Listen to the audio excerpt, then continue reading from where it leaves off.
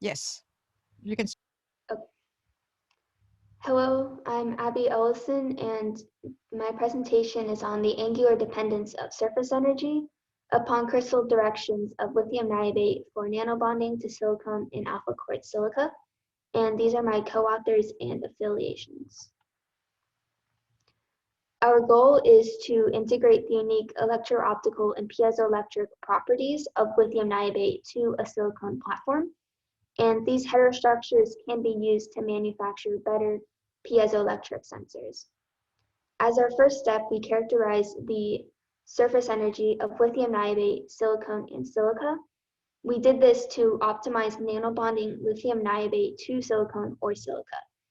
The results are that unlike silicon, the surface energy of lithium niobate is dependent upon the local crystal orientation, and this results in non-uniform surface energy distribution for lithium niobate. And from this understanding, the conclusions will discuss how we take the angular dependence of surface energy into account to modify the nanobonding experiment. Due to the anisotropic arrangement of lithium niobate in different crystal orientations, lithium niobate has ferroelectric, piezoelectric, and electro-optical properties. And these unique properties allow lithium niobate to receive a variety of signals that can be processed on a silicon platform when the two materials are monolithically integrated. This application allows for the Internet of Things by yielding lower cost, longer lasting voice activated chips, phone speakers, and touchscreens.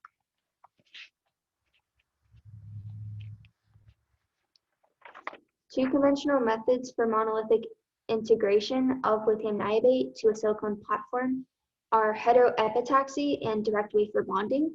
However, heteroepitaxy leads to undesirable lattice strain due to lattice constant mismatch of more than 30%. Additionally, for direct wafer bonding, the high coefficient of thermal expansion mismatch between lithium niobate and silicon or silica causes fractures and decomposition in the wafer at high temperatures. However, unlike these processes, we use nanobonding, which creates bonds via surface energy modification and nanocontacting, instead of using thermal activation. The first step in nanobonding is surface energy engineering, or SEE. In this step, we use 3-liquid contact angle analysis, or 3-LCAA, to compute the surface energy of lithium niobate, silicon, and silica. Using the surface energy characterization results, we design and carry out multiple levels of planarization and chemical etching to create bonding precursor phases. In step 3, bonding activation occurs as a result of nanocontacting, which allows for ionic exchange and electron transfer. In the first step of nanobonding, we computed surface energy using these equations and models. The most important model shown here is the Van Ostradhuri-Good model, which uses the contact angles of 3 liquids of different polarities to derive 3 different components of surface energy on a lithium niobate, silicon, or silica wafer. And this slide shows the placement of 3 liquids on a lithium niobate wafer for 3-liquid contact angle analysis.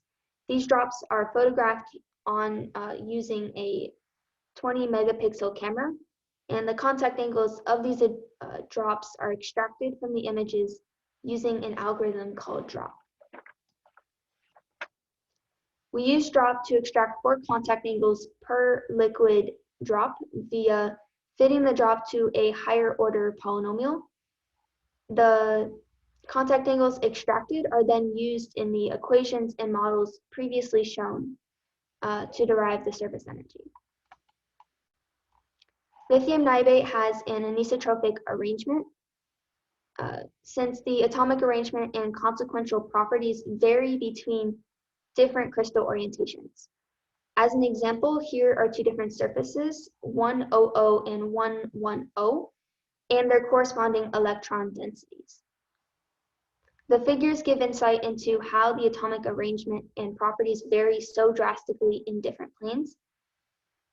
Thus, it is important to characterize the angular dependence of surface energy of lithium niobate, and this characterization is necessary to optimize the nano-bonding of lithium niobate to a silicon platform. The crystal orientation we use for lithium niobate is 110, which is also known as the 42-degree rotational y-x cut.